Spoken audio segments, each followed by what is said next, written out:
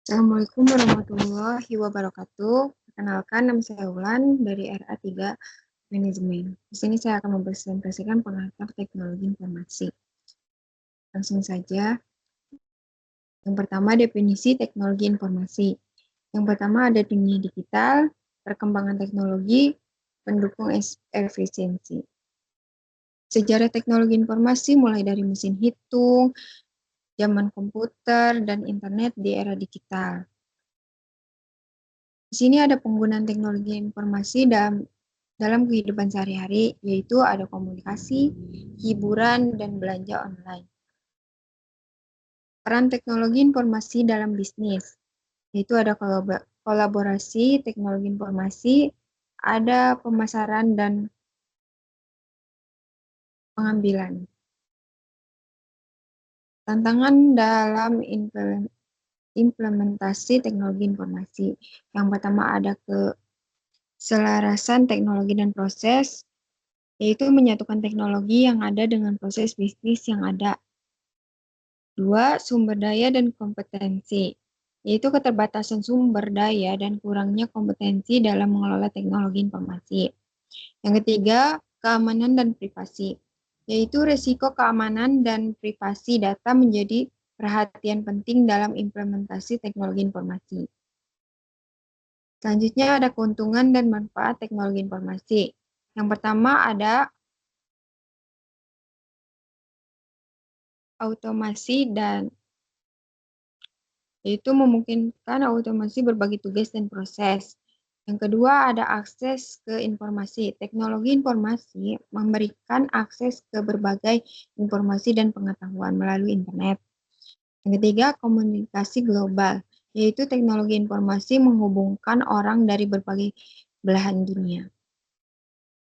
Di sini ada masa depan teknologi informasi. Yang pertama ada kecerdasan buatan, komputasi kuantum, dan realistis virtual. Di sini ada pengertian dan definisi komputer. Komputer adalah alat elektronik yang dapat menerima, menyimpan, dan mengolah dan memberikan informasi secara otomatis.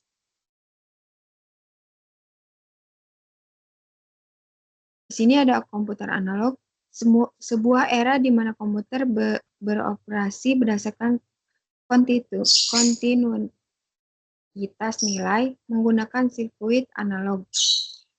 Yang kedua ada komputer mekanik, komputer yang menggunakan perpindahan fisik atau mesin untuk melakukan perhitungan. Contohnya adalah mesin hitung.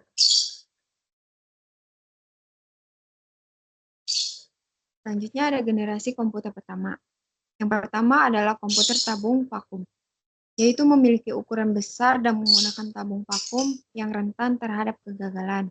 Yang kedua ada programmable lecture, merupakan komputer yang pertama kali dirancang untuk dieksekusi dengan program yang dapat diprogram ulang. Yang ketiga ada UNIVAC, yaitu menggunakan tabung vakum yang lebih andal dan merupakan komputer pertama yang diproduksi secara konversial. Selanjutnya ada generasi komputer kedua. Yang pertama ada transistor, yaitu transistor digunakan sebagai pengganti tabung vakum. Yang kedua ada kartu ponsel. Kartu ponsel digunakan untuk memasukkan instruksi ke komputer. Yang ketiga ada komputer arsitektur pipa, yaitu komputer besar dan mahal yang digunakan oleh perusahaan-perusahaan dan pemerintah. Selanjutnya ada generasi komputer ketiga, yaitu ada sirkuit terpadu, ada PC dan personal komputer, ada sistem operasi, dan GUI dan MOS. Selanjutnya ada generasi komputer keempat. Yang pertama ada perkembangan jaringan, yang kedua ada teknologi pergerakan, yang ketiga ada computing yang lebih cepat. Di sini ada mekanisme kerja komputer. Yang pertama kerja komputer, inti dari komputer, bit by dan bus word, dan terakhir memori komputer. Di sini ada alat input dan output. Yang pertama ada keyboard, monitor, printer, dan mouse. Di sini ada alat penyimpanan. Yang pertama hard drive. Hard drive adalah salah satu alat penyimpanan utama dalam komputer. Yang kedua ada solid state drive, yang disingkat SSD. SSD adalah alternatif modern untuk hard drive yang menghasilkan kinerja yang lebih cepat.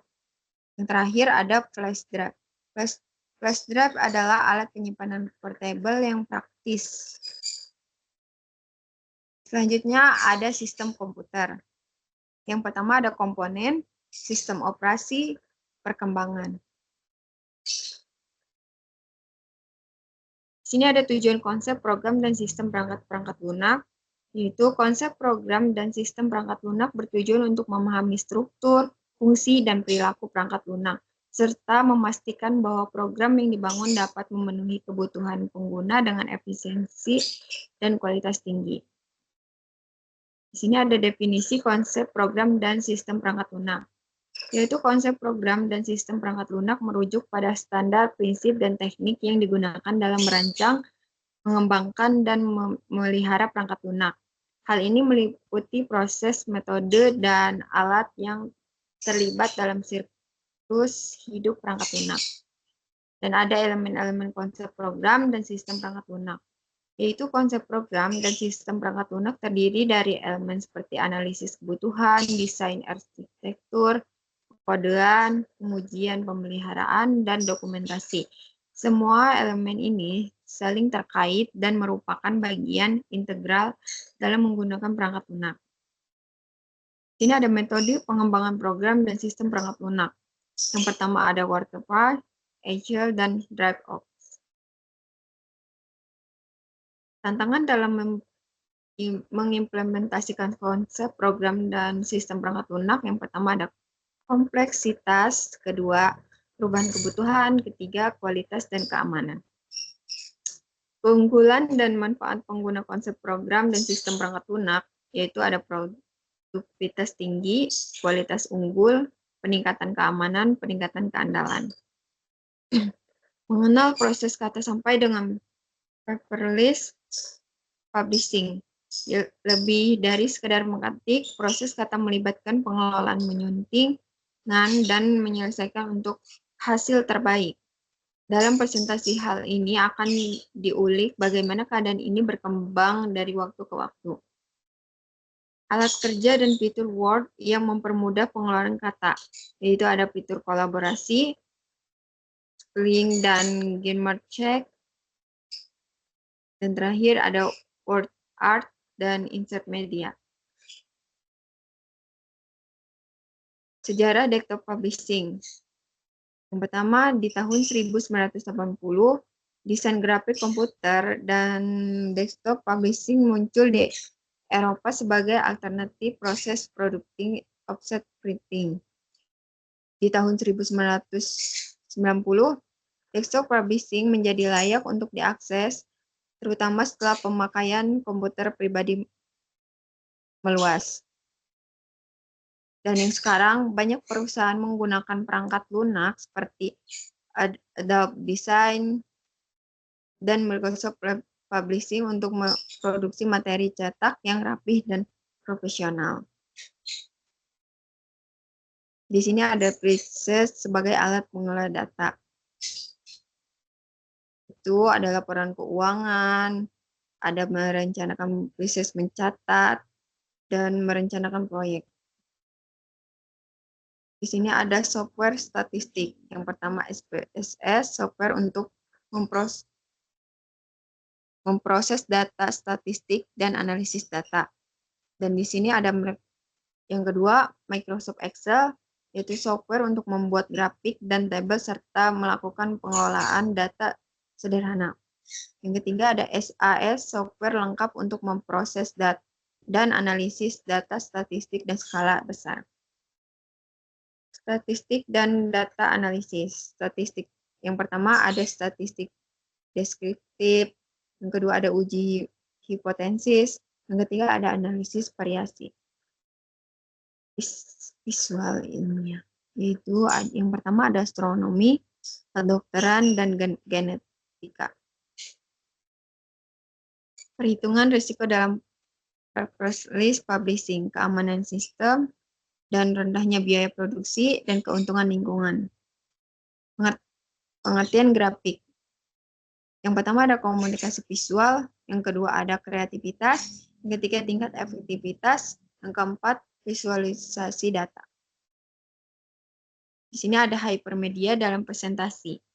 Yang pertama ada pengertian hypermedia. Yang kedua ada interaktivitas hypermedia. Yang ketiga ada achievement. Perbedaan antara grafik, hypermedia, dan multimedia. Grafik, bentuk visual yang mewakili data secara efektivitas, sedangkan hypermedia, tautan terbatas antara berbagai media dalam presentasi. Yang terakhir ada multimedia, yaitu menggunakan kombinasi media seperti teks, gambar, suara, dan video.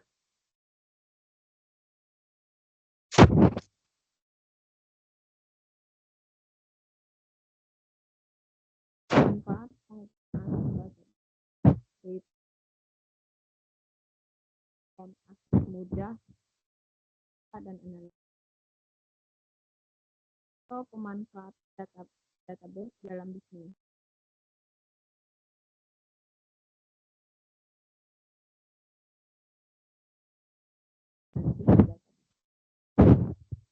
Keamanan data dalam menggunakan database. Dalam penggunaan database, keamanan data merupakan hal yang penting. Database harus dilindungi dari akses yang tidak sah, kehilangan data, dan kerusakan. Tantangan dalam pengelolaan database yaitu ada skalabilitas, yang kedua ada kecepatan dan kinerja, yang ketiga kesesuaian dengan peraturan.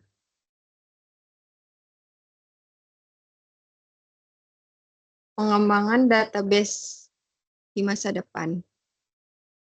Yang pertama ada database tradisional terdistribusi, yang kedua ada integrasi dengan kecerdasan buatan atau disingkat AI, yang terakhir lebih terfokus pada keamanan. Pengantar jaringan komputer dan telekomunikasi.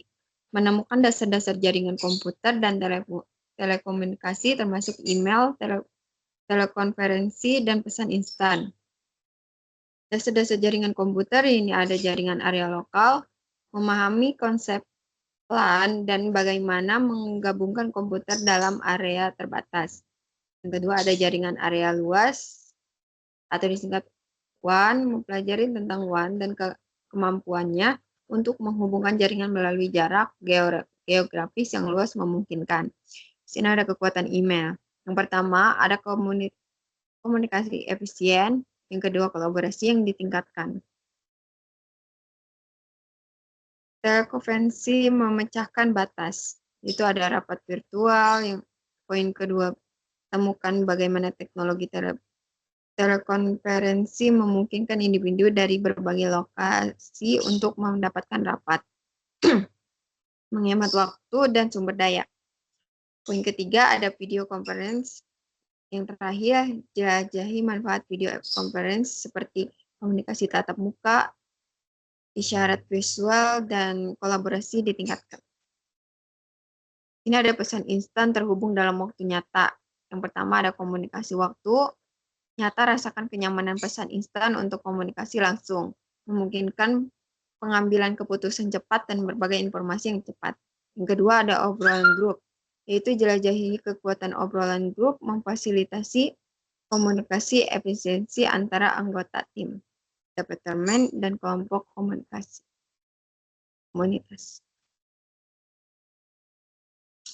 Di sini ada pengenalan infrastruktur data dan informasi. Infrastruktur data dan informasi adalah fondasi penting dalam membangun ekosistem digital yang efisiensi terhubung, memungkinkan mengumpulkan penyimpanan analisis dan data.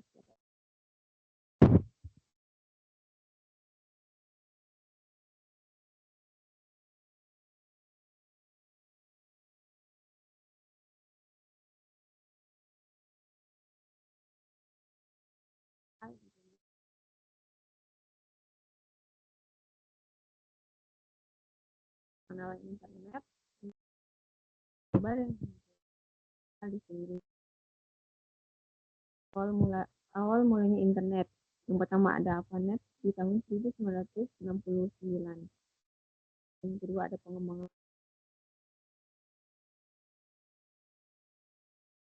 tahun 1990. Lahirnya WWW 1900 memperkenalkan World Wide Web.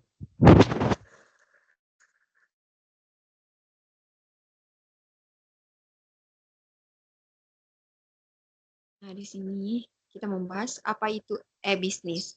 E-bisnis merupakan kegiatan berbisnis di internet yang tidak saja meliput pembelian, penjualan, dan jasa, tetapi juga meliputi pelayanan pelanggan dan kerjasama dengan rekan bisnis. E-bisnis biasanya mencakup semua aspek penggunaan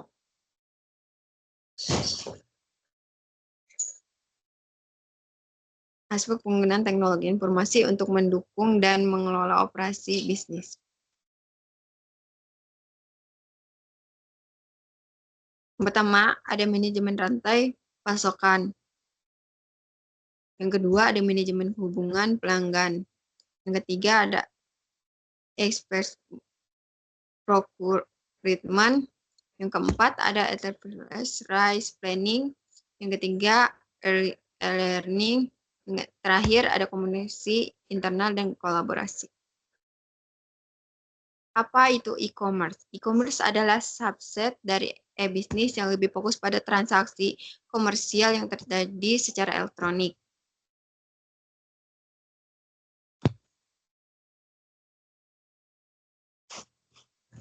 Perbedaan utama e-bisnis dan e-commerce yaitu cakupan. E-bisnis lebih luas yang mencakup semua aspek operasi bisnis yang dilakukan secara e-commerce lebih fokus pada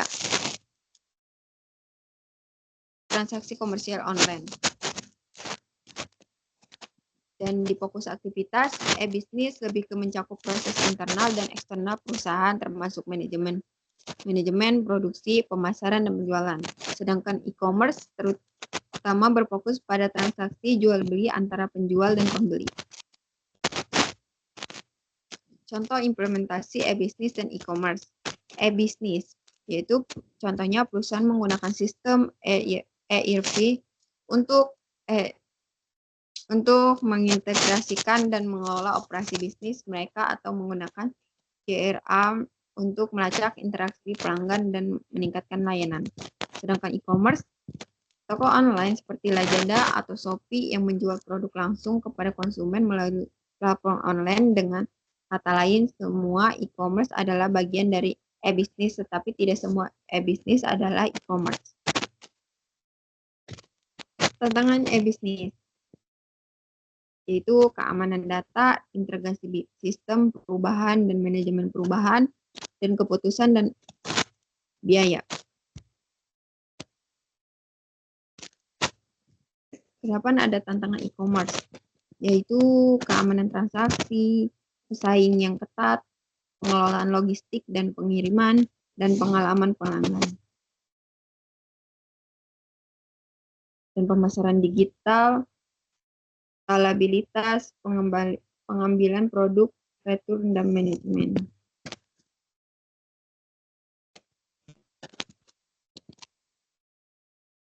Strategi e-commerce. Yang pertama ada optimal pengalaman pengguna, pemasaran digital, media sosial, dan personalisasi.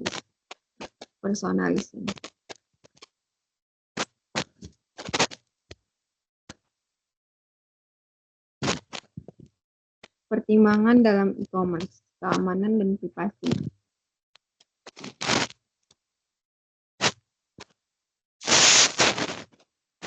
Dan analisis dan pengukuran, optimal mobile, verifikasi produk, dan subtitle. Untuk kesimpulannya, di sini ada Perancangan sistem, proses merancang dan membentuk spesifikasi dari suatu sistem yang akan dibangun atau diubah dengan tujuan untuk memenuhi kebutuhan dan tujuan tertentu. Di sini ada langkah-langkah umum dalam perancangan sistem. Yang pertama ada pengumpulan kebutuhan, analisis kebutuhan, dokumentasi kebutuhan. Yang kedua ada analisis sistem. Poin pertama ada studi kelayakan, poin kedua analisis risiko. Yang ketiga ada desain sistem, yaitu desain arsitektur, desain detail, dan prototyping. Yang keempat ada implementasi. Poin pertama ada pengkodean dan pengujian. Kelima ada pengujian dan validasi. Yang pertama ada pengujian sistem dan validasi. Yang keenam, deploy dan pemeliharaan. Poin pertama yaitu deploy, memasang sistem yang telah selesai di lingkungan produksi. Yang terakhir, pemeliharaan dan memelihara dan mempengaruhi sistem untuk mengatasi bug, meningkatkan kinerja, atau menambahkan fitur baru. Yang ketujuh ada dokumentasi. Poin pertama dokumentasi sistem, dan kedua manual pengguna. Yang kedelapan pelatihan dan dukungan. Poin pertama pelatihan pengguna dan poin kedua dukungan teknis.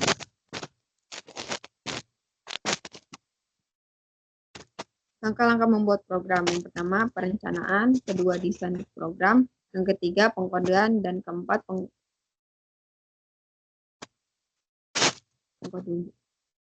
yang kelima yaitu debugging, yang keenam dokumentasi, ketujuh pemeliharaan.